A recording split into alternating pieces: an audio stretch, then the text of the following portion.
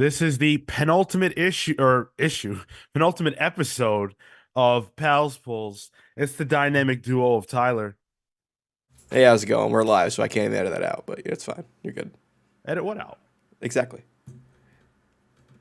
And I'm Sean, and we've got five-ish books to talk about this week, including the return of the original X-Men, a book that is much maligned this week, and I cannot wait to get into. It's been very fun being on the internet for this one. God's number 3. It's a book that's still happening. Animal Pound number 1. Guer Ground Zero number 2. And Wonder Woman number 4. Now, I want to point something out to all you lovely people. Thank you for joining us, of course. I want to point out that we are not reading one single book this week, on the docket at least, that is past issue 5. Not an issue 5 or higher this week. Can you believe it? Welcome to Modern Comics, baby. Yes, absolutely. But hey, all of these are pretty fresh. These are pretty fresh series. I guess the only one you could really like hit is Wonder Woman because it's technically like Legacy 804 also. Um, While we're on the topic, would you rather it say 804 or 4? I'm a big Legacy number Okay, guy, yeah. and that's so dumb, right? Like it doesn't matter, It, and it's it, it probably doesn't. worse. But for me, for whatever reason, I like it. I don't know. I'm with you. Chat, let us know. What are you into? How do you feel about that? Tyler, you're into the Legacy number, right? I like when the numbers go up. I play Warcraft. I play DPS. That's all I care about. Right, yeah. I always hated number squish there. I hate it in comics too. But I get it. Business is business. Let's get into the business of talking about the original X-Men. Now, first of all, this is by Greg Land, or I'm sorry, it's by Crystal's Gage. Greg Land as well. Wow, that's an interesting creative team. Inks Keep going. Inks by Jay Leistein and colors by Frank Diarmata. I wanted to say, oh, and letters by Clayton Cowles. I wanted to say this cover is sick. This is a great cover. Ryan Stegman did a wonderful job. I Yeah. just don't understand why it is that, in my opinion anyway, Jean just looks like out to lunch on this cover. Like she just kind of looks like like she's Her really mind is not. elsewhere, Sean. Yeah, Quite literally. evidently. She's doing telepathy or something like that. Yeah. You wanted to jump in with something on this. Only one word comes to mind when you list everything here. The Mm. name, the book, the creative team. It's just a big old why, you know? I forgot this was coming out. So once you said, all right, we're gonna do an original X-Men this week. I'm like, what the hell is original X-Men? And I just read it and I didn't really. I saw it was Christmas Gage, and then I got into it and I was like, oh no, we're in 2007 Hey, that was a good year for comics. for X-Men though. To me, it was a good year for X-Men. I was locked in on all the I don't remember like what was going Messiah on. Complex stuff and everything else. Oh, okay. I was way into that. Um, all right. So this book is one in what feels like several books that are trying to appease and appeal to an audience of readers who are lapsed X-Men fans that don't care for the Krakoan era. And so, of course, we all know that era is over soon. Good We put. know that it is, yeah, it's going the way of the dodo, and yet they still can't just let it bow out gracefully. They've got to put out these sorts of books that are appeasing those that don't like it. But this book doesn't just do that. It also ties into like Jean Grey that we just saw, and then it also is tying into whatever is coming in the future of the X. So it's got a lot of ground to cover. And I think when you need a job done, right? Like an editorial job done, you go to a guy like Christos Gage. He's a great hand. He's the type of writer who's gonna fit whatever the mold is that you need. He can do that job. And I think that the job he's given to do here, whatever you feel about that, I want to say this right out the gate. I think Christos Gage does a fine job. He's a good hand. The writing of this issue was perfectly fine. I had no issue really with the writing. Sure, the plot is a little weird, but like again, this is where I think like, all right, this was a puzzle piece to something greater. This one shot, right? It's a one shot, right? Mm-hmm. But yeah, it's confusing, you know, with the whole Jean Grey thing, which was marketed as a Fall of X title, but read like it wasn't, you know. Uh, and then you have this then connecting into something that already got announced. What was it? Weapon Weapon X-Men. Weapon X-Men, yeah, which isn't even technically a part of the new X-Men launch branding because that all starts in July. So it's We don't know that. well, yeah, we just know that the next era of X-Men will be announced in July. So Mm-hmm. I'm assuming since this was already announced that it's not part of that. But yeah, it's just a confusing mess, and it's funny. There was a variant cover for I think Captain America because it has Captain America on the cover. That was like one of these winter holiday variant covers, and it was by Greg Land, and I had posted it in Discord a couple like a week ago or something. Like, oh wow, look at this, Greg Land's doing something a little different here. It feels flatter. And then we open this, I'm like, oh no, this is the Greg Land I know.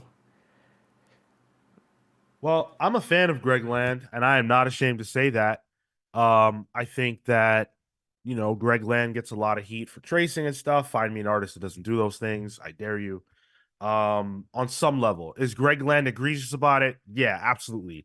This panel that I am pointing to right now that features Phoenix, pointing her hands out towards the reader is a cover from Phoenix End Song, which was the first comic book I ever bought that had the Phoenix in it, and it's like a 2006 or 5 miniseries, whenever it's from. It's from that era. And that's that exact same image just reutilized again. And I don't care.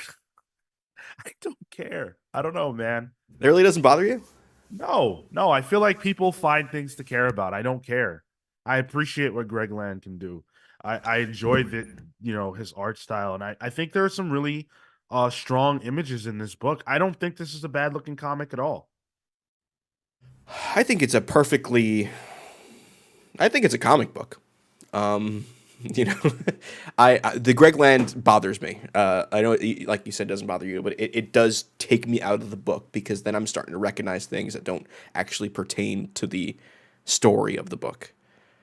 I'm seeing like, oh man, this is just a cover he did for this. Oh, I've seen him do this. This is an Invisible Woman, and it starts taking me out of the actual content in it, which is what annoys me. Like uh, Greg Land's The Thing is burned into my memory. That look that he does. And there's a lot of repeating things here. Like at some points, Angel and Iceman have the same face, just different hair colors, and it does take me out. I thought when he had something new to draw with this female onslaught, I was like, all right, it looks good because it's I guess he can't really trace that. It's new.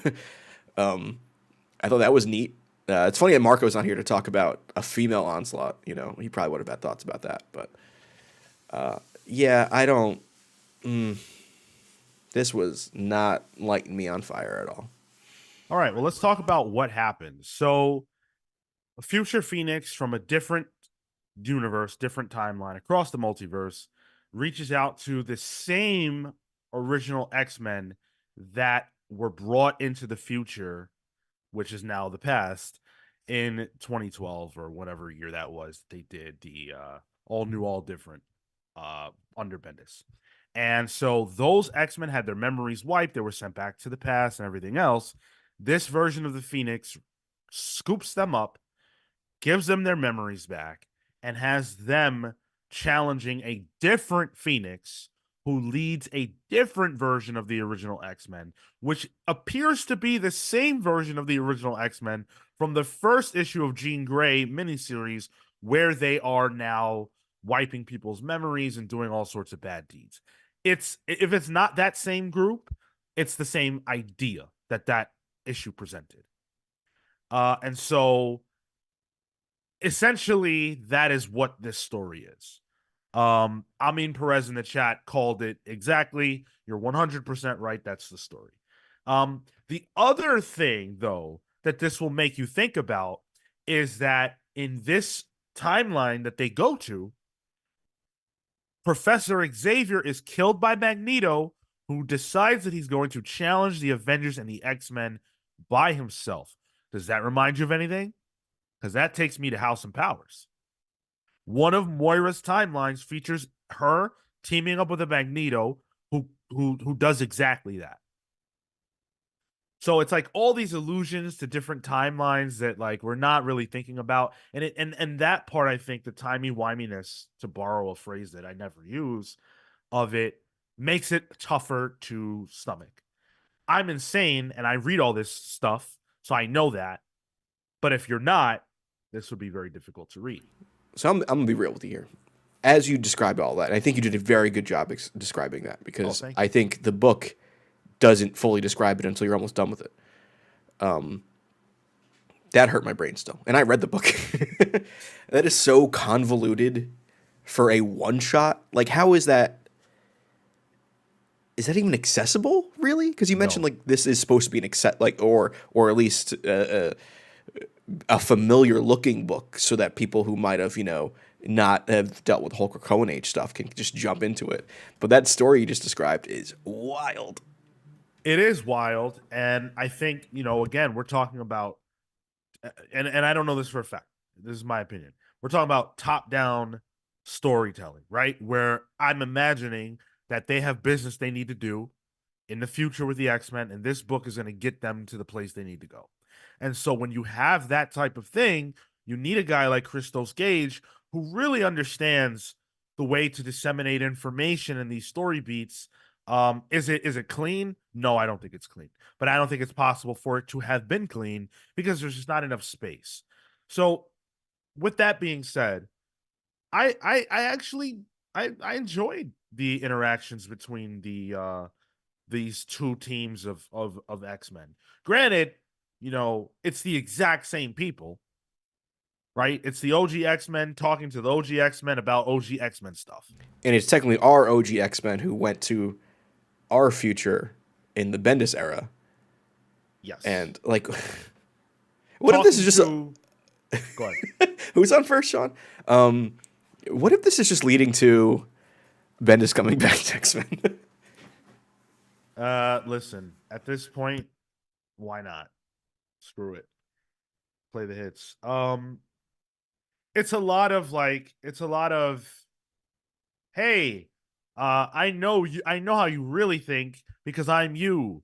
It's a lot of that. It's a lot of characters trying to appeal to their better natures. The young crew of OG X-Men speaking to this older, grizzled crew who have done things that they're ashamed of, that they regret. They learn that they've actually been manipulated by the Phoenix to do these things.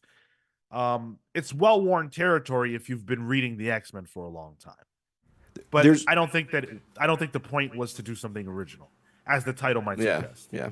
There is one good bit here that I enjoyed, and that was the when you see this reality's Tony Stark, where Jean Grey essentially took away his independent streak, as she put it, which meant that he could come up with all these ideas for technology, but he lacked any creativity to actually make something with it. And I was like, all right, that's an interesting take on it, but what you get like a page for, and like it's just a little throwaway thing. But I found it to be the most interesting, bit in this book because it felt like it was saying something about Tony Stark, which isn't an X-Men character at all. So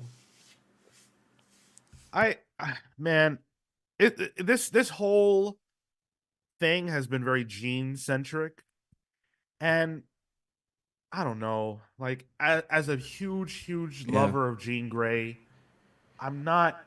I love Jean. I love the Phoenix with Jean. I don't care as much about the Phoenix as an entity by itself. And I want them desperately to do something else with her.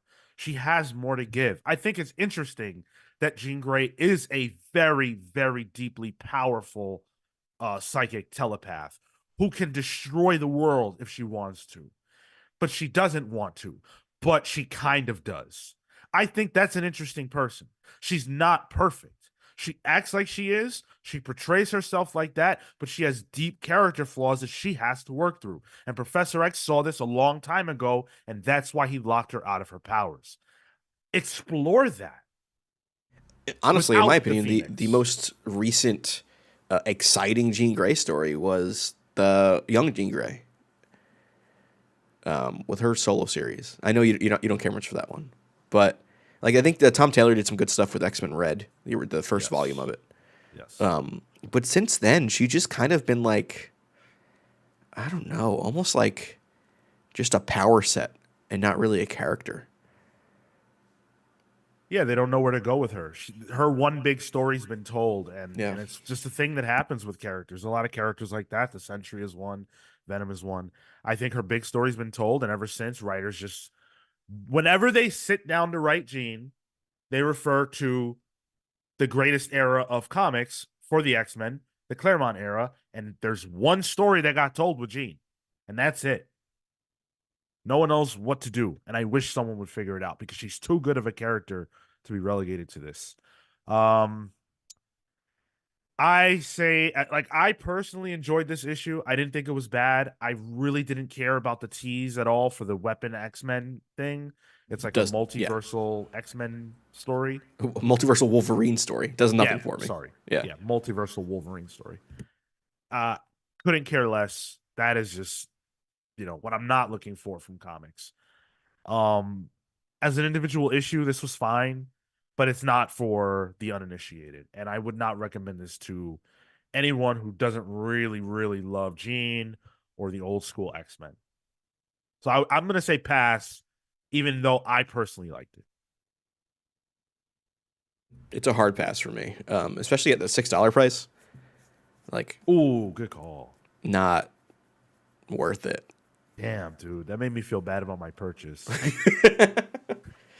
You could feel bad about my purchase as well, Sean. How about that? Yeah, that's true. At least we shared pain. Shared Yeah. pain. Let's hit a couple comments real fast before we move on. Christian Harriet, one of our channel members, love seeing you green namers in the chat. You VI pals. I passed on this. It's really hard for me to read all the X books, and so until some new direction comes about, I'm just winding down the minis I jumped on and buying the main book. Yeah, I mean, I think we're all in the wind down period at this point, but Marvel's not. That's the weird thing. Like Marvel's, while we're all ready to stop spending money on, the ancillary X-Men stuff and just finish the story, Marvel's like, but wait, there's more, and it's $6.99 or $5.99 or Yeah. whatever. Honestly, I wish there was like a clean month where it's like, all right, all the X Men books are ending, and then the next month is when you get everything. Everything seems to be like staggering in the way they're ending things, which I'm not digging. Well, I'm fine with stuff ending. My problem is that we're still getting number ones.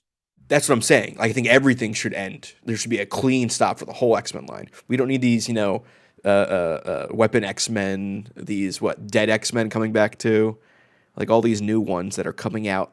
What, like 4 or 5 issues probably until July. Maybe July is our brand new line, which we'll see, I guess. But Yeah, we also get the tease for the new X Men, and it was like you'll get more info in November, and we never did. never happened. Yep. Are they original X-Men the actual original X-Men for 616 or another universe? It's the team that the book refers to as the OG X-Men. The characters on the cover are the ones from our same timeline who were brought to the present by Beast. That is so technically they are the original first X-Men. The other ones that they face off with, they're from a different timeline. Very confusing, I know. Fee Waiver says if this was the team they go with after the Great Reset in the summer, would you read OG X-Men as the main book, or would that be too regressive? I think that's way too regressive. Yeah. I think in 2023, like even if you look at the discussion about this book on social media, it's very obvious people are livid about, quite frankly, about the fact that this team is still being propagated at all, just because of how it doesn't represent the mutant idea on any level. It's also it's a whole bunch of people doing civil rights really badly. A whole bunch of white dudes like, um, and yeah, I mean, the premise does nothing for me if this is the original team. I think if you put on like a killer creative team, then maybe. But that's a hard maybe. Like that would be have to carry all the weight for that. I love these characters. I don't need them together. I just don't. Not as an ongoing type of thing. What we hope, though, we can intrigue you with, if the original X-Men aren't for you, hopefully we are. So we've got a Patreon page, patreon.com/the comics pals, where if you want to support us, if you're feeling in the holiday spirit, you can always join us over there, where we love to give you back what you give us. We've got a whole host of stuff available for you up there. We just put the book club poll up today, which if you are at a certain tier, you get to vote. We've got some great options there. We've got Berserk, the manga. Identity Crisis is up there. The Dark Knight Returns and Young Avengers. Or I'm sorry, yeah, Young Avengers. Yeah, Yeah, the you're right. Marvel Now era. So great choices. Get your votes in if you are vote eligible. Head on over there and do that. Also, speaking of voting, the listener poll for this very show is up right now on YouTube. Oh, And yeah, it is up now. Um, so if you want to cast your vote to see what we're going to be reading next week, you can head on over to youtube.com/the comics pals and vote. Right now, the Flash #4 is winning. Don't do it again. Please. are those Please. minions real? No, it's not Marco's minions. People just fucking love the Flash. And I get it, but come on. I've seen it on some best of 2023 lists. Yeah, they're insane. um So become a channel member as well if you're interested. You can click the join button in the video you're watching now or on our channel, anything like that. We just did the book club on The Authority. Give that a listen. We had a lot to say about that book. We'll say that. For everything else, at the Comics Pals, you know the drill. Let's talk Gods. Gods. Gods #3, written by Jonathan Hickman, with art by Valerio Schiti, colors by Marta Gracia, letters by Travis Lanham. And I had the thought while I was when I was about to read this, I was like, oh shit, this is still a book. Really? Yeah. Yeah. Huh.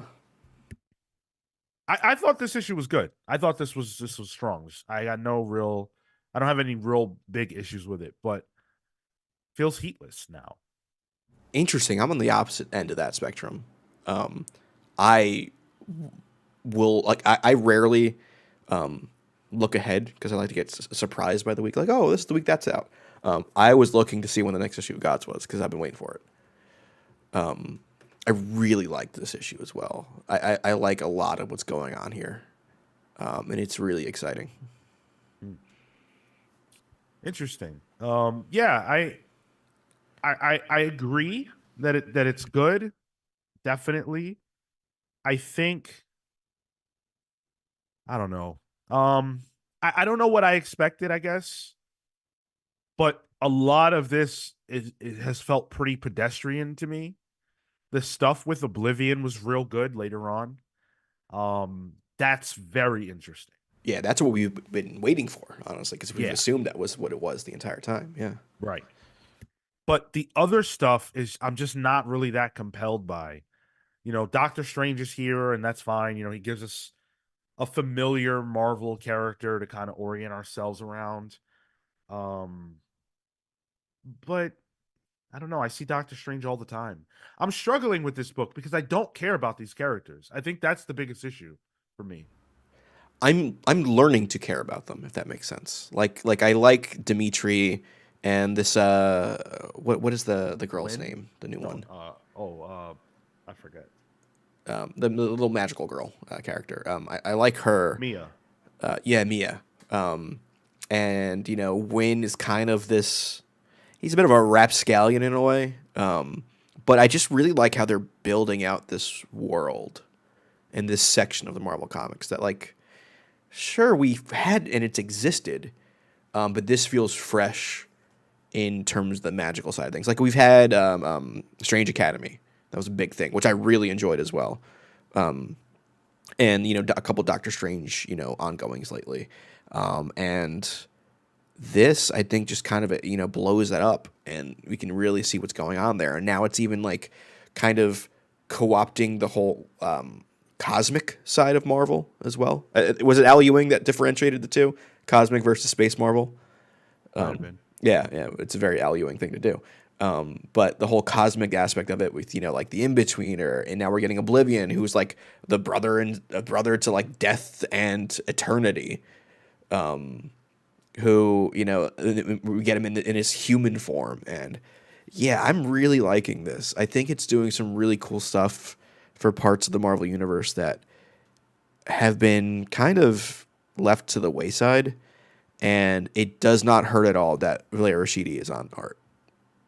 The dude Yeah. is killing it, man. Yeah, seriously, great stuff. When I opened the book and I knew like, okay, we're gonna see, Valerio's art. I got to this page right here, which is a simple page. There's really nothing going on. It's Doctor Strange and Wynn having a conversation. There's some kind of like door that they're gonna pass through, but it's like I don't know, it's just crazy looking. And I got to that page and I was like, wow, man, this is great art. Damn, this is good. This is like event level art. Yep. And the pairing of Skidi and Gracia is just is incredible. You know, the art is unmatched. Oblivion looks great, like truly kind of creepy. Yeah, and I do like that one panel where Oblivion shifts temporarily to like what he looked like in like the '90s during like the Infinity Saga stuff, Mm. with like the pointy hood, and it shows how like, oh, that's, I can see how him just being a guy who I assume has a Cockney accent. That's how I was reading it, looking like he's a dock worker.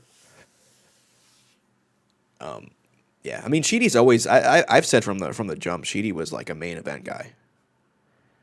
So I'm glad he's kind of getting able to kind of spread his wings and do something a little wild here. Yeah, I gotta imagine the paycheck on this book is pretty nice. Um, it's but again, like, how do we talk about this book? You know, um, it's so conceptual. I feel it just doesn't feel rooted in anything that I care about, and that's my struggles. Like I'm into the concepts. I'm into the idea that, oh man, Oblivion personified and he's got an axe to grind, and how are they going to stop that? I'm into Yeah, that, but I don't care about it on an emotional level. I care about it on like I guess like a logical level. Like a it's lot of times Hickman's books catch me both ways. This is just not. interesting. Like I think I think Dimitri and Mia are kind of the characters we're kind of left to care about in this issue, because they're kind of just doing like a personal, almost like a blind date in an accidental way, just talking to each other at a bar. And everything happens around it. And in the background, we have the new Cassandra kind of coming to her own, and there's a whole C plot there. This is not X-Men in the way it feels. This feels a lot more like his Avengers run. Just What? just in terms of the kind of heady stories he's telling, I feel. And at least this Avengers, the difference is that this Avengers run had at least characters we knew and cared about. He even like has the Black Swan stuff. He keeps poking its head in this book, for ways that aren't consequential to the plot, but it just keeps happening. So I'm like, all right, what's going on here? So I don't know. I'm liking it. I think our Discord has been pretty hot on it too, from what I've been seeing. I'm sure they are. I mean, Yeah. there's no reason not to be. This feels heatless to me. Really struggling to care, and I guess like Amin Perez says this feels like an indie comic without the Marvel characters, and maybe that's what it is. It could be that, but like even taking it just on its face without worrying about what this means for the greater Marvel universe, just the characters that are new. I don't know. I'm not invested in them. And it's not like Well, of course you're not. There needs time, you know. I don't care about them. I didn't care about them in the first issue. So that's what I'm struggling with more than anything. Is it a likability thing? Like, can you pinpoint why you don't care? Do they feel like they don't exist in this world? They just don't feel like people. They don't feel like people. They don't feel like I don't know what their problems are really. Win has generic problems, I guess. You know, like he's a drunk, he likes this woman who doesn't care about him anymore, whatever. I don't know. When I think about like the Sacrificers, for example, that's a book that doesn't have anyone in it that I know. Um, before the first issue, and I know the characters. I care about them. I care about their journey. So it's not that I can't invest in an indie book. I just don't care about this. I care about it conceptually. Gotcha. Enough to keep reading. Are you still interested in like? Yeah. Oh, Okay. dude, the Yeah. the the, the second half of this book was awesome. Yeah, it is. Yeah. It's just the first half that I was just like kind of glazing over. And I feel like with this book, we haven't gotten to the hook yet. I still think it's building. Right. And I think it's showing signs, especially with this issue, like what it could be, but we're not there yet. But I'm excited for when we do get there. And maybe that's what it is too, is like I don't care about the characters, but I also feel like it's aimless. In that whatever the reason this book exists, the bigger, larger plot, this is not really here yet. So I'm waiting to find out why I need to be reading this, and I don't feel like that's revealed itself quite yet.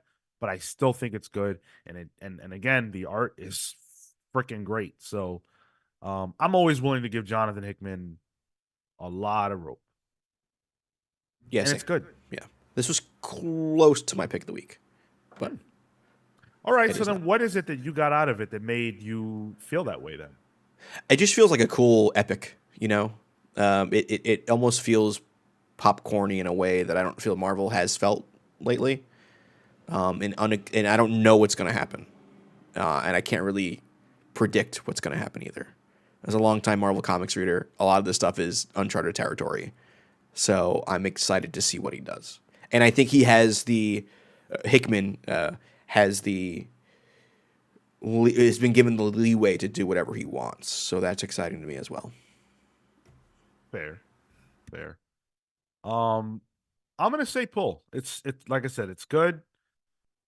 I'm probably liking it less than others, but I still think it's good. The art is worth the price of admission. You really can never bet against Jonathan Hickman. So Yeah, it's going to be an easy pull for me. Yeah. yeah. You wanted to talk about Doctor Strange this week. Yeah, so Doctor Strange number 10. This is by Jed McKay, art by Pascal Ferry, who's been doing this arc. Colors by Heather Moore and letters by Corey Pettit. I wanted to pop in to talk about Doctor Strange for a bit because I know we talked about it when it first came out earlier in the year. Kind of a continuation of Strange, is that what we called it? The Clea Doctor Strange when Stephen Strange was quote unquote dead. This is him back, and it's essentially a Clea Doctor Strange, almost like partner book. They're kind of on the same level. And this whole arc has been dealing with another almost multiversal Strange that Doctor Strange has to kind of control. It's General Strange, a Strange that is kind of lost all of his humanity and is really a weapon. But I think the Pascal Ferry art is phenomenal. I don't know if you're familiar with him, but he did the Namor. Of course. Yeah. Kidding me? And it's just really, really good in this. And it's for the premise that I gave you, the Strange stuff. It's a lot more. This issue is a lot slower and more personal. There's a whole bit that really is just about Strange healing. And it really focuses on the healing aspect and the doctor aspect of Strange. When you have General Strange versus Doctor Strange, you really need to focus on the doctor side of things, which I think it does a really good job of. And at the same time, Clea is still scary. You know, she's his wife and they love each other and they do everything for each other. But in the background, she's like, she's not evil, Right. but she's menacing in a positive way. And I think it's a really, really good character. And I'm glad she's getting a lot more depth in comics lately, and I'm having a lot of fun with this. I caught up with this recently, so now I'm back to being month to month with it, and I think it's a pretty good book. Awesome. Yeah, I mean Pascal Ferry is incredible. So that's a draw. Yeah, it is. Yeah, Um, I fell off with Doctor Strange just because you know what? I don't know that I care too much about the character in comics. I think I got what I needed out of the Jason Aaron stuff, which was pretty sure. good. Yeah. But I'm glad that you're enjoying it. I wish they would. I wish they would let him kind of cook. Like they're killing him again or getting rid of him Or somehow somebody again. else is going to become the new Sorcerer Supreme or whatever. Yeah. Right. I just wish they would let the character rock out a little bit. We don't need to constantly. There doesn't need to be an upheaval every year or every other year. The good thing is, I think that story that was announced is also Jed McKay, so it's at least a continuing story by one writer. So that's at least decent. But yeah, I think after talking about gods, I just think I'm a fan of Magic Marvel, which is sounds like a WB movie that never got released. But this the whole mystical side of Marvel is something that really interests me, and I think that goes back to friggin' Remender's brother Voodoo, like Doctor Voodoo at the time. Oh yeah, So sure. yeah, I'm a fan of that stuff. Awesome, man. I'm glad it's working for you. I bought that run through like the first 10, so I got to catch up, or at least on those, and decide if I like it. You guys Sure, know my sure. stats crazy, Yeah. um, which I'll probably show off a little later on. Um, Atomic Hound says, "Hit like and share the video." You know what? I approve that message. Thank you, Atomic Hound. Christian Harriet says, "Wait, what? We are talking about a book I'm reading." Slides over to Patreon, and then Clea has been written well every issue of the series. She's one of my favorite characters. Period. This has got so I've liked Clea in this book so much so that she just came out with a new Marvel Legend, and I didn't buy it, but now I'm just like, she might need to go to my collection somehow. I might need to pick that one up. Hmm, But okay. Well, I don't want to gloss over the idea that Christian is sliding over to Patreon. hey, hey, feel free. Yeah, please. That would make you a double dipper, which we always appreciate and love our double dippers. This is a double dip week of Tom King. And we're going to jump into the first of two books that Tom is on this week. The first up is Animal Pound, #1. This is a boom book from Tom King, spreading his wings a little bit. Illustrated by Peter Gross with colors by Tamara Bonvillain. Lettered by Clayton Cowles. It wouldn't be a Tom King book without Clayton Cowles, would it? And so this is just Animal Farm, right? So I guess so. I never read the book. Really? Oh, Yeah, wow. Okay. yeah. Um, I was yeah. supposed to, but So, I skipped it in class. okay. If you've ever read Animal Farm or seen one of the movies or whatever, the premise is basically identical. I'm sure that's not like a mistake. I'm sure that's on purpose. And except this is primarily focused on like cats and dogs and domesticated animals primarily, which is why it takes place in a pound. And they're coming up. This dog. He's got this whole manifesto and this belief about how the relationship between animals and humans, and not differentiating it between like classifications of animals.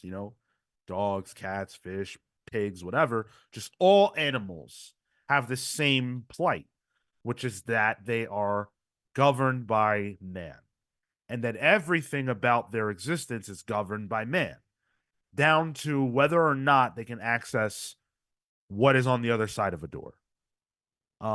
They don't have any choice or freedom to their lives, and they're going to revolt. And so the book is really showing us the evolution of that revolt, the philosophies as to why these animals are willing to do this, and dropping some hints that not everything is paradise after you get rid of your oppressor. That's the lay of the land with this book. Now, I actually felt two ways about this, and I'm excited to hear what you have to say, especially as someone who's never read Animal Farm. I think that this has some great Tom King uh, words in it. And I say words because some of it is from the narration, some of it is from actual dialogue. Some great words from Tom King. but this is the most book, not comic book, but like book novel that I've ever felt I was reading from a comic. This just doesn't feel like it's supposed to be a Not even comic Tom King, just in general comics. in any Yeah. comic. He writes over everything, absolutely everything, and everything is narrated to the point where like you almost like you almost can't even focus on the art because there's so much. He's just not giving any space to Peter Gross to storytell. Yeah, which is tricky because the actual context of what's happening in this issue is that all these animals are locked in cages. So how much can you even do there in terms of art that isn't just drawing the same animal in a cage in a different pose each time? So I don't think the script helps it too much there. But you're right. This did feel like reading a novel. I mean, listen, man, we've had comic books with animals before, with Sure. Yeah. so it's not out of the realm of possibility to leave something to the imagination. There are so many panels here that I challenged myself because I'm like, okay, there's way too many words. I'm gonna not read the narration and see if you lose anything, and you don't. Because then I went back and read the narration, and like I said, there's some great Tom King words in here, but there's stuff like at this point, Fifi left her own cage and leapt into Titans, and literally that is what is in the panel. Why do you need to write and narrate what you've already asked your artist to draw by giving them the script? It feels unnecessary to me. I didn't get more out of that. I could just see that with my own eyes. It's redundant in a way. It's 100% redundant. Yeah. And it's funny. Atomic Count says sounds a little like Danger Street Number 9, which is what I was going to bring up. Danger Street Number 9 is probably the wordiest comic I read all year, but it was good because it was two people fighting physically while also fighting with words. And it was two different battles happening at the same time on two different planes. This isn't that. This is, like you said, it's telling and showing simultaneously. Which I really don't think that works in comics. I really think it bogs it down. And Tom King's better than that. Like Human Target was some of the more quieter books, and the art kind of really gets a shine in that. Yeah, absolutely. And who knows why he makes the decisions that he makes, but to me Tom King is one of the wordier writers in comics, and I see why. He's very very talented. There's an interaction between Fifi, who is like the cat that runs this place, right? And Titan, which is one of the dogs, and they're speaking about their dreams, and Fifi wants to go to sleep, and Titan is like, you're gonna go to sleep and you're gonna dream at a time like this. And Fifi is like, if you could see my dream, you would want to live it too. You would want to dream it too. And Titan says, well, all I dream of is blood. And Fifi says, both of our dreams will come true tomorrow. It's a great exchange. It really is. I was riveted by Yeah. several pieces of the dialogue. And the art is great. I think Peter Gross does a great job with limited. I mean, there's only so much you can do with animals Yeah. from a visual standpoint. But because there's so much narration of what we already see, it made reading this a slog when it didn't have to be. I will give Peter Gross extra credit too because there's a lot of different variations of dogs and cats he has to draw on this. And there's one bit like we only get 4 named characters: Fifi, Lucky, Titan, and what was the black cat's name? Oh yeah, Raven. Raven, yeah. And the way he draws Raven, it's just a black cat. He's kind of like the creepy sage of the group that everyone like. It's like the crazy old man in the village. It's just pitch black. You cannot see any part of this cat at all.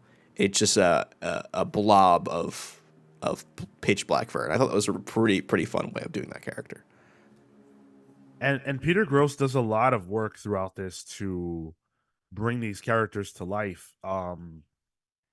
the facial work, and as weird as that is to say about a book with animals, I mean, animals can't speak, even though the characters in this book do speak, and they don't necessarily emote the same way that humans do.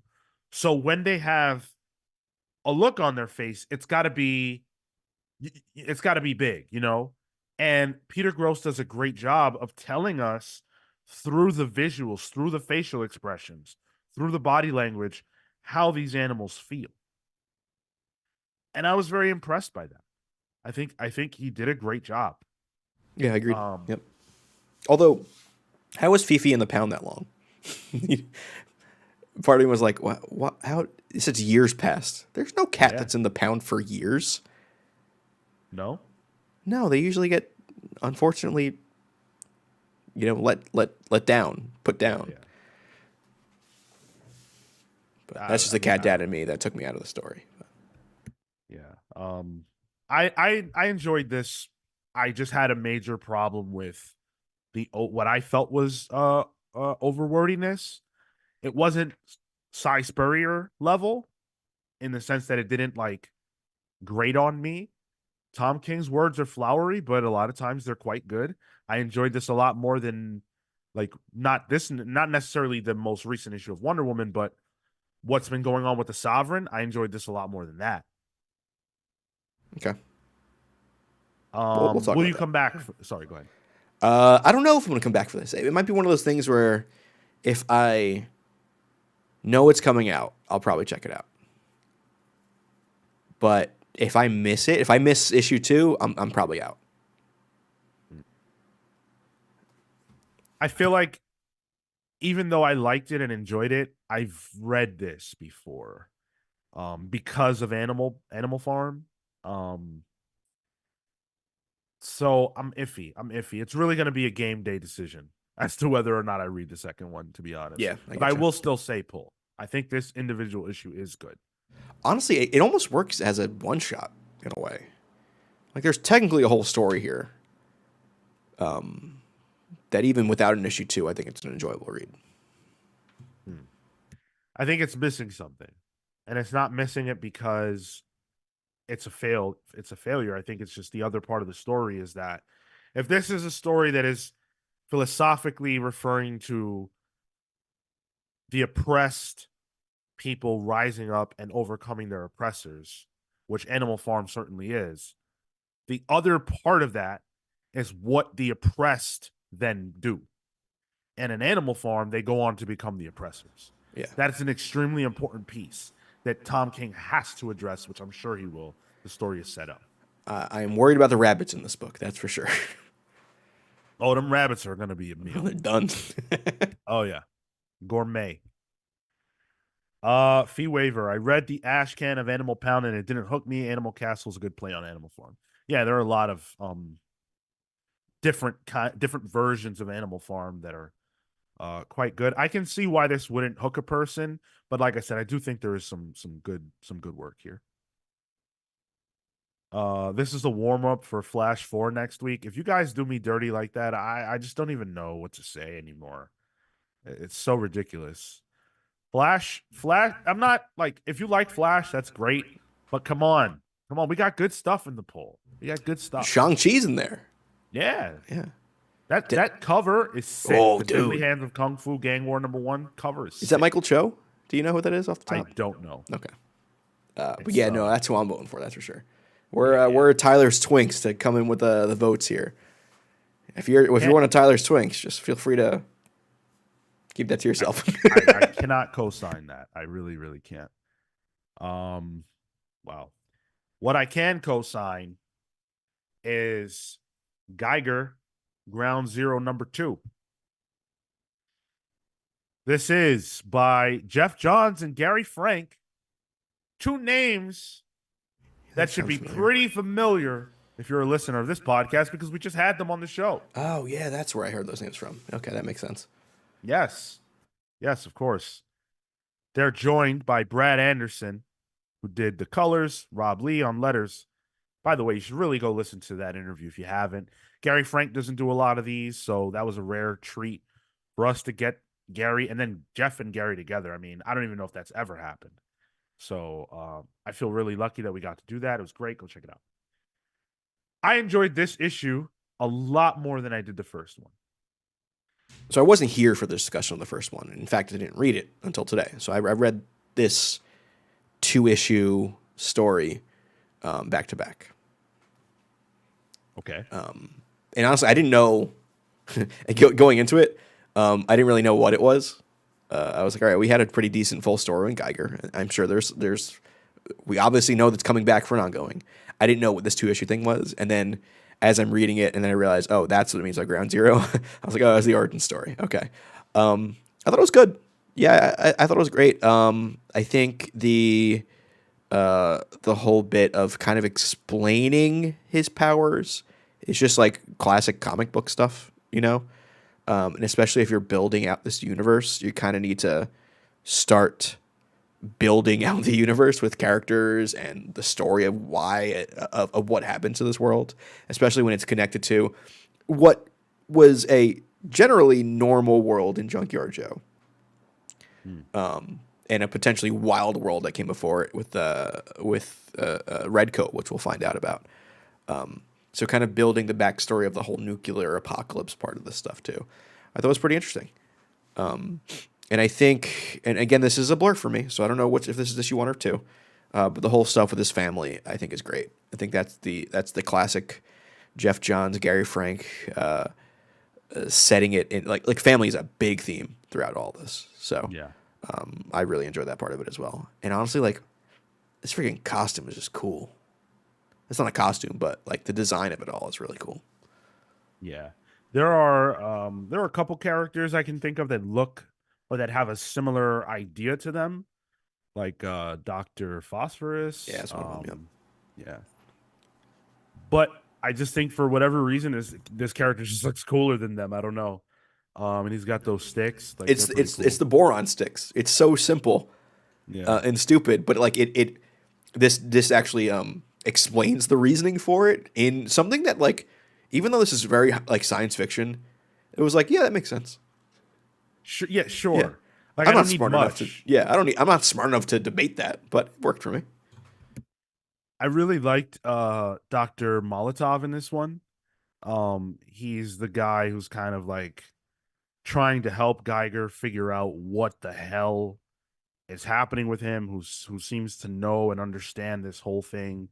Um, he's a very interesting character because as much as he wants to help, he's also terrified.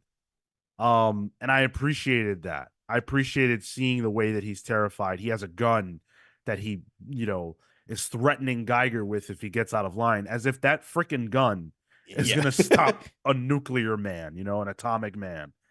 Um, there's a point there's a point where Geyer's got, he's got the rods and the vest and stuff. He's already gotten all that, and he's like messing with it, and the doctor's like, leave the rods alone. That got me. I heard like a bit of Bryan Cranston in that when he was doing it. Yeah, that there's just I for me there were a lot of really good moments in this issue. The Gary Frank art is insane. The colors are absolutely insane. Like, look at this freaking page. I don't know if I can do this justice by showing you the page. But man, the colors are just gorgeous. The greens, those like neon-y greens that Brad Anderson is working with, the way they bathe the entire page in this green light. It's just amazing. It really is. And there's also like the scenes with the shots of Molotov, those quiet shots where you're looking at him through the hazmat suit, Yeah. and you can tell it's through the hazmat suit no matter how close up it is. We never like fully get to see the man, because it's just to remind you like this world is a mess and it's dangerous at every single point. So just if there's like a slight crinkle in the folds of like the clear part of it, Gary Frank draws that very well. Like it's subtle things like that just jumped out to me. And I think it's something that the book has probably been understated about so far in the Geigerverse, but everybody who's alive is gonna die. and they're going to die horribly because this place is still dealing with nuclear fallout. And so that's why we have people that are mutated and everything else. So, you know, it's an awful, awful, awful world. And I love it. I'm really enjoying living in it. I've been a fan of the Geiger stuff since the beginning. And the fact that we're getting a monthly series, I'm pretty interested. Dude, the teaser at the end with the unnamed stuff, I was like, oh, Yeah. hello. Yeah, yep. It's a very cool epilogue, which was teased by Jeff in our interview. Yep. We didn't know exactly what he meant, but seeing that now we do, which is very exciting as well. Is do you think Geiger's family's alive? Didn't we learn in the first volume that they aren't? I I And think then we he kind did. of like adopts those kids. Yeah, yeah, Yeah, he yeah. finally like opens it up, and there was like it Right. wasn't fully safe to begin with, so they died pretty much instantly. Right, right, yeah. What a shame. Yeah, it was like now that we have the context of who his kids were and like the personality of his kids, it's like knowing that was just like, god damn it. Yeah. I can see why these two issues exist. To give more context to the Geiger character, and I think that going into what is going to be an ongoing, not just a mini, we needed this context. This was the right time to Yeah, do it's it. just one giant zero issue, really. Pretty much. Yeah. Pretty much. Yep. Um and you know, you can never say enough about Gary Frank's art. The fact I was reflecting on this, I didn't want to say this during the interview, but like the fact that Gary Frank has been working in this industry for so long and is still this good. Like this is like he's not getting by on his name. And there may be other artists or writers for that matter who that is true for. That's not true for Gary Frank. This is like he's doing the best work of his career now. One of the more consistent artists ever that I could think of. Yeah, totally. Uh for me, this is a pull. Yeah, this is an easy pull for me, for sure. Actually, these first two issues, like it's just like I don't know how it's going to be collected, but good stuff. Yeah, this is my pick of the week. It's not I did enjoy it a lot. It's not because of how strongly I felt about it necessarily. I think it's more about like I didn't love anything else. Um, but I still this is still really strong. I'm excited for the Geiger ongoing. Yeah, same. There's also Uh a great, and I have it on the screen here. There's a great, I'm kind of anti-variant, but there's a great Junkyard Joe variant by Mike Allred for this issue too. cool. Which that's a guy I wouldn't mind seeing a Ghost Machine. Just saying. Atomic Hound says pals deserve a YT equivalent of an Emmy for that interview. Thank you, thank you, thank you. Are there awards like that? Yeah, that'd be neat. We get yes, we give awards to ourselves every year during the Pallies, which is our annual award show that we will be presenting to you live on YouTube.com/the Comics Pals on December 30th. And then of course you can listen to it wherever you listen to us after that. But we will be live on that day with the Pallies, giving away awards like, you know, best writer, best artist, best, you know, and then Comics Pals related awards like best interview, um, things like that. And we're going to go over our predictions from last year. And oh my God, this is going to be so much fun. I've already been determining who, you know, who got points, who didn't, and whatnot. It's Mm-hmm. going to be so fun. Interesting. Okay. Let's see what else we got here. Christian says, did you tell the story at your LCS? I put Ghost Machine on my pull list and just casually mentioned it because I had an intimate hangout with the creators. Oh, that's awesome. That's really Good. cool. Yeah. Tell them to check out the show. Right? I'm still trying to figure out a way to casually like plug us at Midtown. I You had don't told want to one of talk the to them, Sean. I don't. But I had told one of the workers there about the show, and he got really like he was like, "Oh yeah, I want to check it out," and then he didn't work there anymore, so I never got to get any feedback. That's because he talked. They saw someone talking to someone, and they're like, "Nope, you're out." Yeah. Oh man. Um, let's get into Wonder Woman. The Let's get into Wonder listener Woman. pick. The listener pick this week, Wonder Woman #4. The aforementioned Tom King, who is all over the map, doing all kinds of stuff. Daniel Semper might just be the artist of the year. We'll determine that during the Pallies. But Tamu Moret on colors and Clayton Cowles on the letters. If I say nothing else about this comic, I need it to be known. With my dying breath, I'll say this is a phenomenal comic. I don't know that Wonder Woman has ever looked better. Even when Gal Gadot was playing her, I will go that far. All right, we're not on Twitch, so you're simping hard for this one. That's fine. I get it. It's not even about that. It's just like it's just so the art is just phenomenal. It's really, really good art.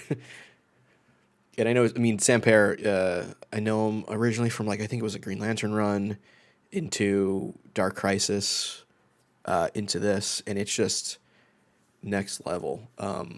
This was my pick of the week. This might be one of my favorite single issues of a comic all year, honestly. It is definitely up there. And I am really enjoying what Tom King is doing here because what he's doing does not feel. It feels a lot. It's weird because there's two different stories being told here, and is what I like about it. It's the actual story of what's happening with the United States and the military, and just men and their reaction to Wonder Woman and Amazonians, and trying to kind of revolt that, and it's all being orchestrated by the Sovereign. Hmm. And then you have Wonder Woman just trying to live and to be herself and trying to be calm and collected in this world that's starting to hate her. And the idea that Wonder Woman is this personification of love, I think, is inherent in the character, which I don't think is ever really brought up enough. And this issue did a phenomenal job of doing that. Yeah, I agree with that.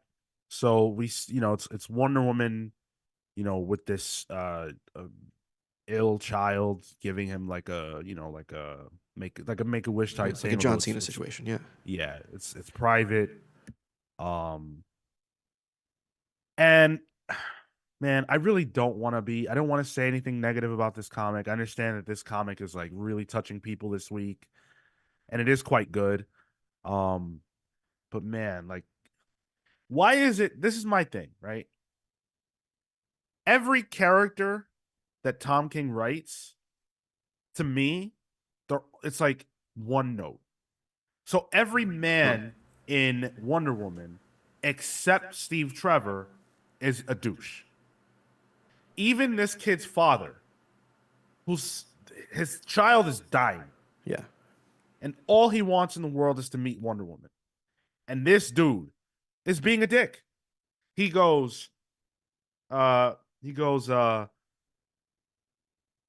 he goes, Jack is, I promised him he could have what he wanted, and he insisted. I'm just no offense. I wouldn't have you here if I could help it. It's the kid. This is Jack. He's your, I don't know, your whatever, your biggest fan, I guess. I see. I agree with you. He is being a douche, but I think there's a little more nuance to him where he's trying. He's like, even though it's going against his I guess ingrained notion about what things should be, he's still doing it for his kid. So he's at least undercutting himself to let his son have the best day of his short life. So I think that was consistent with the story, but also added a slight layer to at least that throwaway character.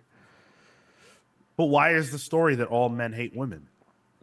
I think the story is that because of the way the sovereign is controlling the narrative of the United States and the media, it's causing people to have this almost mass hysteria and fear of Amazonians, and which is capital W women for this story. I think the problem is that that doesn't feel real. And you're dealing with something that's very real. You're dealing with misogyny, right? You're dealing with sexism. And so for every single man to just be this absolute asshole.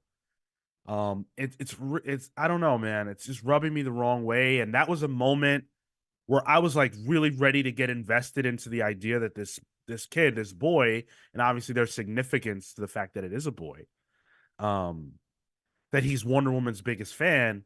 I was ready to jump in, but it's like, man, you just couldn't help yourself but to have this asshole dad. And then when we shift gears to the military scene, every guy in the military is an asshole except Steve Trevor, and now everybody's cursing. It's just like it's always like that. It's exactly what you expect, and then it's only that. But I even, I mean, I like that as well. I mean, because the whole the previous character from the last issue who kills himself, and now the whole narrative is that he killed himself because he was his gender was taken away from him by Wonder Woman's actions, and he was he was emasculated to the point where he couldn't live any longer. Right. And I like Steve Trevor's actions in this too, because yes, he's the good guy, and he's supposed to be the nice guy in this, but he still does a typical guy thing and just punch someone in the face. Like still can't control his anger. So I even like that as well. I mean, like I get it. Yeah, there are no real, there's no other side to this. It can maybe be perceived as one note, but I'm still enjoying it for what it is. Okay. Um, Wonder Woman, is taking this kid to Themyscira, and he gets to ride in the invisible jet, which is super Dude, cool. he rides the kangaroos. Yup, the Kangas. And they have a really sweet moment together. I mean, again, this is a book that has really really impacted a lot of people this week, and I don't want to undercut that. Like, it's great. Um, and I like the idea of Wonder Woman as a character who can have these kinds of moments. It's harder to do with that.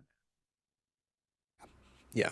Wonder Woman can be this person. She can be that, and I love that. And you can accept it. Like I have no issues with the fact that Wonder Woman would take a day to do this. It makes sense. Although the idea of Batman doing a Make a Wish day for a child seems, I kind of want to hear that story as well, or see that story as well. Yeah, that I mean that would also be interesting. To be fair, Just forces the kid to go to Arkham. that's crazy. Scared straight. Scared straight with Batman. Um, and then the Sovereign, man. Ah, I do like how there's more. There's more to him now, though, because like he actually is, I guess, somewhat a part of the government, as opposed to just being this entity that kind of is behind the scenes. He's kind of in the thick of it in a way. I liked it. Yeah, I liked him being a physical presence in the main continuity story and not just like, narrating or Yeah. whatever. Um, but the kiss the ring thing was just so freaking lame to me, man. I don't know. I don't know. Maybe I'm a hater. I'm really not trying to be. I genuinely love Tom King, and I think this is a phenomenal creative team.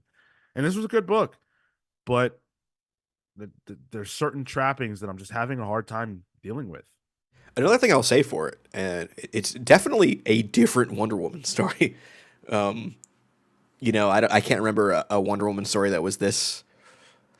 Hey, it's a political comic. Like I know people say, "Oh, get politics out of my comics." People who might be wearing similar hats as this, but I think it knows it is, and it's purposely doing that because it's trying to tell a story, Hmm. and it's trying to say something. I can get an idea of what it's saying, but let's wait for the whole story to actually get a full picture of it.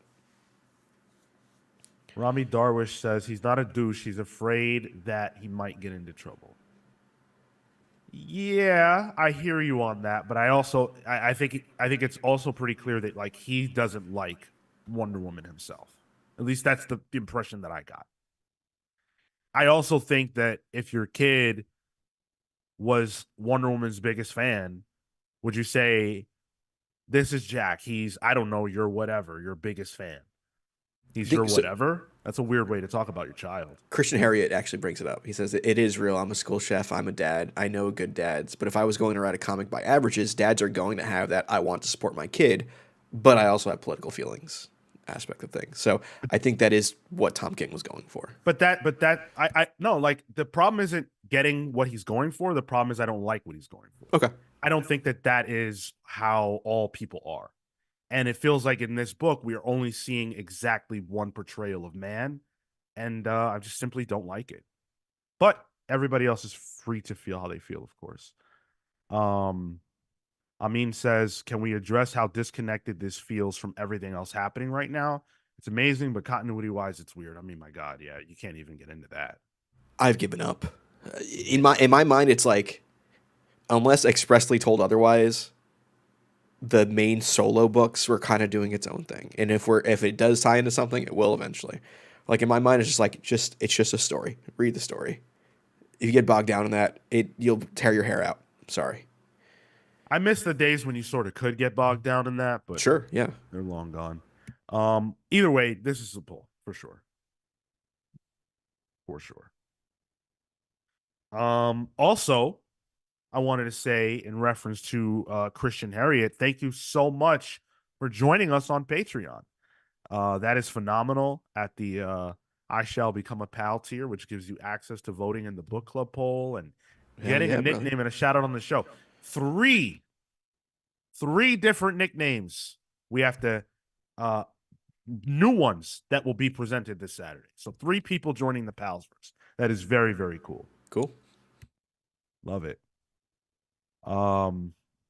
This issue doesn't surprise me too much. This book reminds me of issue 6 or 7 from Tom Taylor's Spider-Man run. Ooh, under not talked about Spider-Man run. That was some good Spider-Man stuff. Juan Cabal on art too, I think. Man, I don't remember that. It wasn't. It was an adjective Spider-Man. I forget which one it was. But it was good stuff. Yeah. Okay. This was my pick of the week. If I didn't say it, this was my pick. Right. Yeah. I definitely see why. I mean, my goodness. Like, forget any words. Daniel Semper. Yep. Oh my God. Come on. The that one shot, and I think it's in the previews too. So even if you don't have the book, you could probably view the previews online of just Wonder Woman sitting at Jack's bedside, and you can see all the memorabilia Jack has. And like one of it was like issue 1's cover, and it was like, wait, my brain's broken now. Like, how does he have a cover of the book he's in? But again, don't overthink things. Gorgeous stuff. Dude, he's got a fucking cooler room than I've ever had. I'll tell you that. All that amazing Wonder Woman art. Yeah, I mean, I think I'm in for the ride.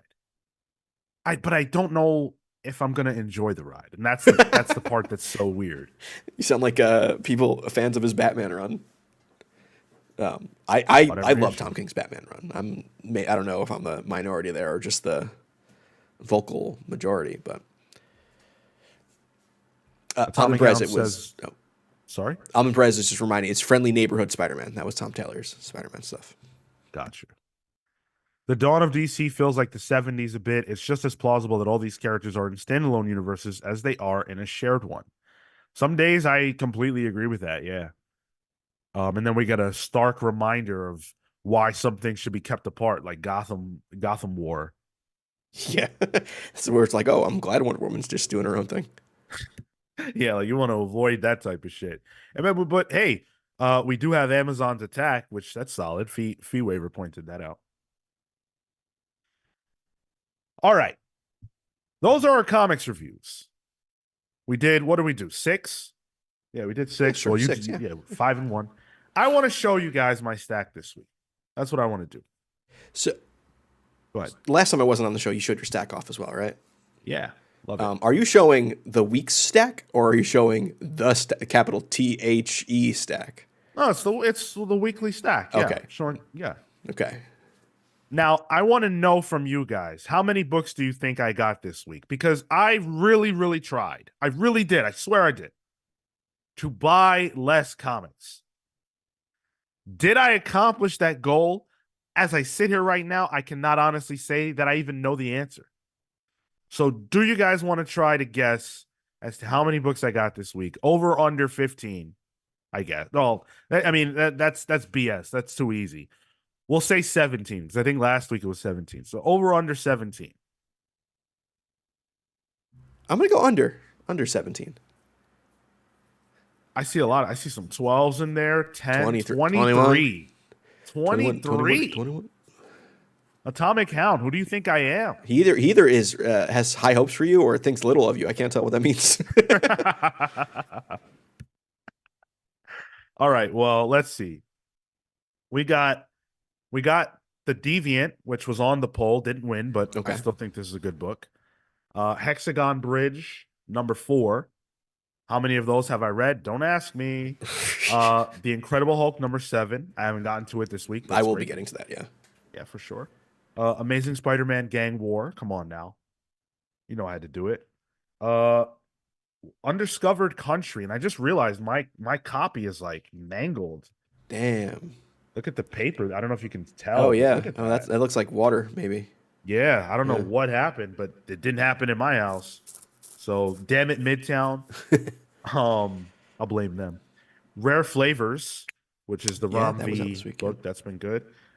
Green Lantern War Journal, another Philip Kennedy Johnson book. This has been phenomenal as well. Batman Off World, number 2. Oh yeah. So I bought all the poll books. I think our poll this week was awesome. And then of course the ones we read this week. So let's see what that actually amounts to. We've got 1, 2, 3, 4, 5, 6, 7, 8. The correct answer this week is 13. That's a decent stack. Man, How big was the last one? I think it was 17. Okay. All right. So you're working on it. And you want to know what the fucked up thing is, Tyler? You made cuts. I made cuts, but it was the same price. What was the same price? you literally cannot just grab books at the comic shop anymore and guess what the price is anymore. It is a unknown quantity until that register. Honestly, they could lie to you too. You could probably just be like, all right, I guess so. It's literally insane. Like I'm looking at the books right now, and the prices are all over the map. It's a variable between $3.99 and $5.99. Yeah. And then sometimes even higher than that. You know, when you get into some of the annuals and things like that, $9.99. And you paid for the extra water damage variant to Undiscovered Country too. So. Yeah, right. And you know they're not gonna fucking refund me that, even though I definitely did not do that. Green Lantern War Journal felt like it was in fast forward this month. I got to get to it. Yeah, I know. Philip Kennedy, Incredible Hulk is definitely one of the ones like I'm excited to read.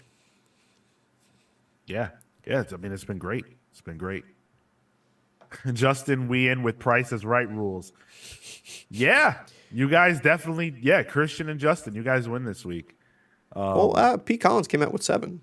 Oh wait, no, it was 13. You had 8 there. Okay, my math wasn't mathing. Well, yeah, whoa. Yeah, Pete Collins in the chat.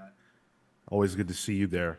Yeah, guys, I'm trying to get my stack down, but it's tough when you have all these great comics coming out.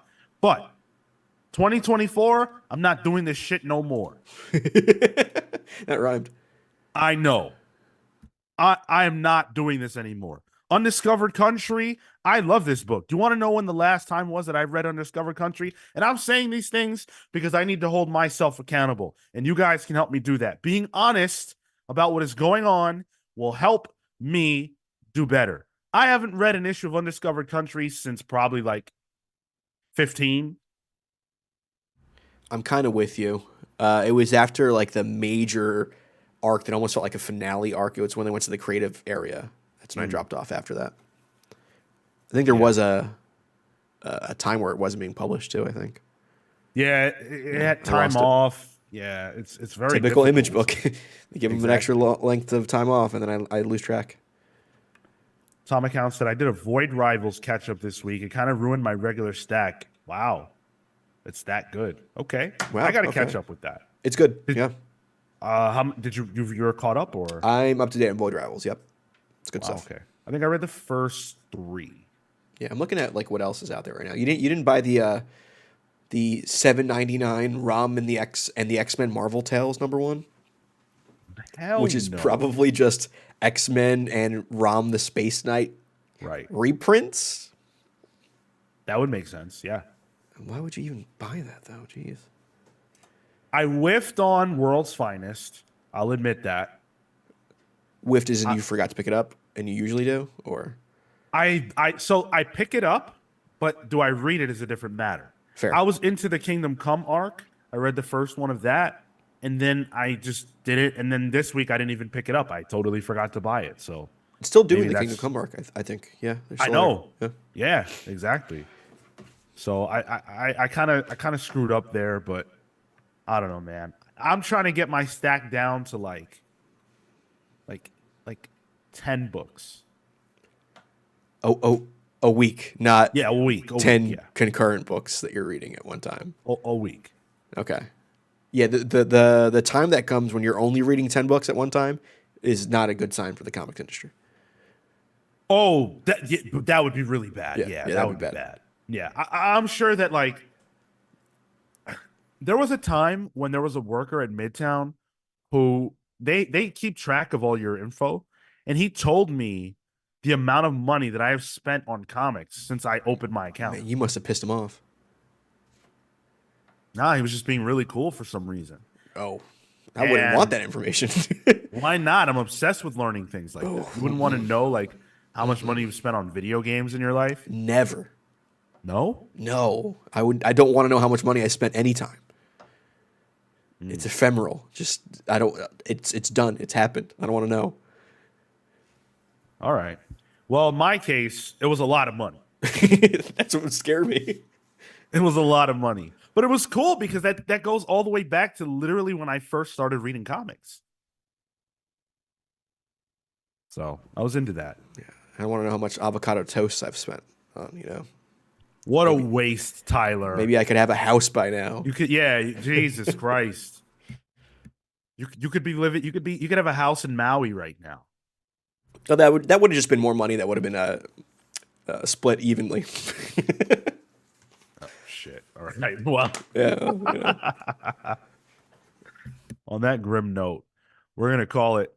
Thank you guys so much for hanging out with us. We appreciate you. Thank you. Huge shout out to Christian for joining us on the Patreon tonight. That's really cool of you. Anyone else who wants to do that, it's patreon.com/thecomicspals. I really hope that you enjoy what's on that side of things. You're going to hear from me soon. I'm going to be messaging you when we get done with this here. And anyone else who wants to do that, show Saturday. We've already got 3 new nicknames we've got to dole out. If you want to be the 4th or 5th or 6th, join up. Let's get to 10. Let's make a Sean's Patreon spiel every week be a challenge. Endless. Yeah. It's already getting unwieldy. I mean, there's so many of you guys, and Yeah. and it's been amazing. So yeah, we're gonna be adding 3 this week. Can't wait for that. What are we gonna be talking about? Well, geez, what's in the news? Jonathan Majors is in the news, and he's been dumped. He's been dumped by Marvel officially now. It's no longer rumor and innuendo. And so we're going to talk about what are the next steps for Marvel now that Jonathan Hickman is out of the picture. Oh, not Jonathan Hickman. Oh, my God. Jonathan Majors. Jonathan Hickman is a great guy. By all accounts, he's done nothing wrong. Jonathan Majors is the one that we have to deal with. And so we will be talking about that this Saturday. You can catch us live for that conversation and many more. YouTube.com/thecomicspals at 10:15 a.m. Eastern. We will see you there and right back here on Thursday at 6 p.m. Eastern for this very show. Go vote in the listener poll. It's up now. Before we cut, let's see where we're ending up. Where are we at? Oh, cool. Yeah, we can do that now. Yeah. We are at Flash. a literal dead heat. Yeah, the Flash. Let me refresh. 33% Oh, wow. for Flash, Green Lantern, and Deadly Hands of Kung Fu Gang War. 33%. 33 and third percent. Yeah, Dracula. Nobody wants to hear that. No votes. It's David Aja is the artist for the Shang-Chi cover, which I should have recognized that. That makes a lot of sense. That makes a lot of sense. So keep voting. Keep voting. Let's see if we can bump Flash out of there. But don't counter vote against me, right? Please. I gotta say though, that last Flash 3 kind of it got me interested. Maybe it's your turn. Maybe Flash 4 will be your turn to get on the train. Or maybe it'll be my Joker moment. Thank you guys so much for joining us. We'll see you in the next one. Take care, guys.